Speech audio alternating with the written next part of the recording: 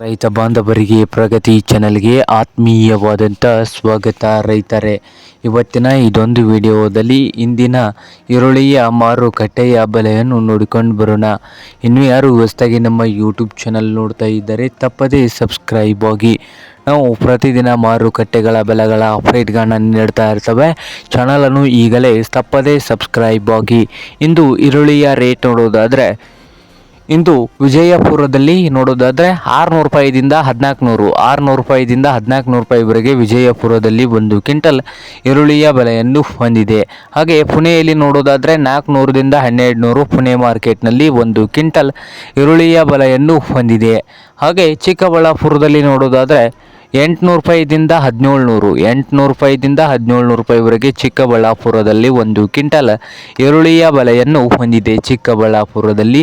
ಹಾಗೆ ಇನ್ನೊಂದು ಬಾದಾಮಿಯಲ್ಲಿ ನೋಡೋದಾದರೆ 800ದಿಂದ 1400, 800 ರೂಪಾಯಿದಿಂದ 1400 ರೂಪಾಯಿವರೆಗೆ ಬಾದಾಮಿಯಲ್ಲಿ ಒಂದು ಕ್ವಿಂಟಲ್ ಈರುಳ್ಳಿಯ ಬೆಲೆಯನ್ನು ಹೊಂದಿದೆ. ಹಾಗೆ ಬಾಗಲಕೋಟೆಯಲ್ಲಿ ನೋಡೋದಾದರೆ 800 ರೂಪಾಯಿದಿಂದ 1300, 800ರಿಂದ 1300 ರೂಪಾಯಿವರೆಗೆ ಬಾಗಲಕೋಟೆಯಲ್ಲಿ ಒಂದು ಕ್ವಿಂಟಲ್ ಈರುಳ್ಳಿಯ ಬೆಲೆಯನ್ನು ಹೊಂದಿದೆ. ಹಾಗೆ ಹುಬ್ಬಳ್ಳಿಯಲ್ಲಿ ನೋಡೋದಾದರೆ 1000ದಿಂದ 2000, 1000ದಿಂದ 2000 ರೂಪಾಯಿವರೆಗೆ ಹುಬ್ಬಳ್ಳಿಯಲ್ಲಿ ಒಂದು ಕ್ವಿಂಟಲ್ ಈರುಳ್ಳಿಯ ಬೆಲೆಯನ್ನು ಹೊಂದಿದೆ.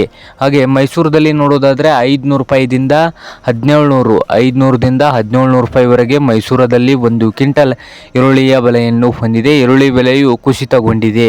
ಹಾಗೆ ಕೊಲ್ಹಾಪುರದಲ್ಲಿ ನೋಡೋದಾದರೆ 500 ರೂಪಾಯಿದಿಂದ 1400 ರೂಪಾಯಿ, 500ದಿಂದ 1400 ರೂಪಾಯಿವರೆಗೆ ಒಂದು ಕ್ವಿಂಟಲ್ಗೆ ಕೊಲ್ಹಾಪುರದಲ್ಲಿ ಈರುಳ್ಳಿಯ ಬೆಲೆಯನ್ನು ಹೊಂದಿದೆ. ನೋಡಿ ರೈತರ